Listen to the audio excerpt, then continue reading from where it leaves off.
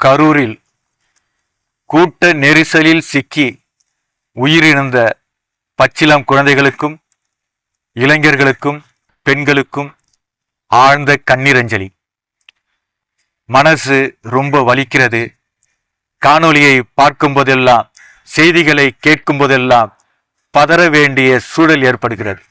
இப்படி ஒரு ரசிகர் கூட்டம் வரும் என்று விஜய்க்கு தெரிந்தோ தெரியாமலோ நேரம் கடந்து வந்து மக்களை பழிவாங்கி விட்டார் என்பதுதான் இந்த காணொளி.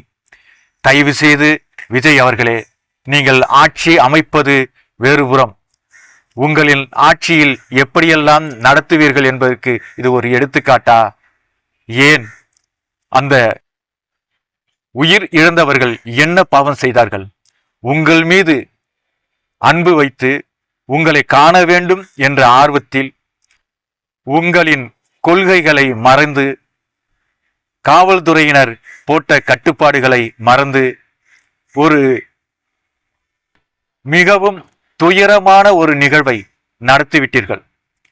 இனி வரும் காலங்களில் தமிழகத்தில் விஜய் பெயரை சொன்னாலே 39 பேர் இறந்ததை தான் ஞாபகப்படுத்துவார்கள்.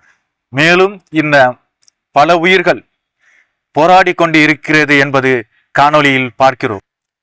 தயவு செய்து விஜய் அவர்களே, உங்களின் மாவட்ட நிர்வாகிகளை கலந்து ஆலோசித்து அந்த இழந்த குடும்பத்திற்கு நீங்கள் பேருதவி செய்ய வேண்டும்.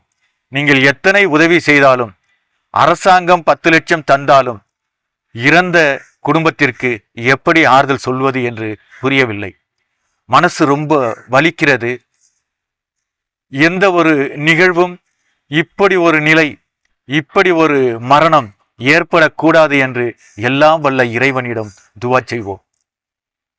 தயவு செய்து ரசிகர்களே, முட்டாள் கூட்டங்களாக மாறிவிடாதீர்கள். உங்களுக்கும் அறிவு இருக்கிறது. உங்களை போன்று மனிதர்தான் நடிகர்கள். உங்களை போன்றுதான் அவரும் ஒரு தலைவன். ஆகையால் உங்களின் பிடிவாதமும் வரட்டு கர்வமும் இப்படி ஒரு உயிரிழப்புக்கு காரணமாகிவிட்டது. தயவு செய்து ரசிகர்களே, இதை பார்த்து திருந்துங்கள். இப்படிப்பட்ட நிலைமையை மாற்றுவது இளைஞர் கையில் தானே இருக்கிறது. நீங்கள் படித்தவர்கள் தானே. படித்தும் ஏன் இப்படி பாழாகிறீர்கள்? உங்களின் அறிவுக்கு எட்டவில்லையா? இத்தனை கூட்டங்கள் சென்று அந்த ரசிகரை பார்த்து அந்த விஜய் பேசுவது 2 நிமிடம் அல்லது 5 நிமிடம், அதை கேட்பதற்கு உங்கள் உயிரை விடலாமா?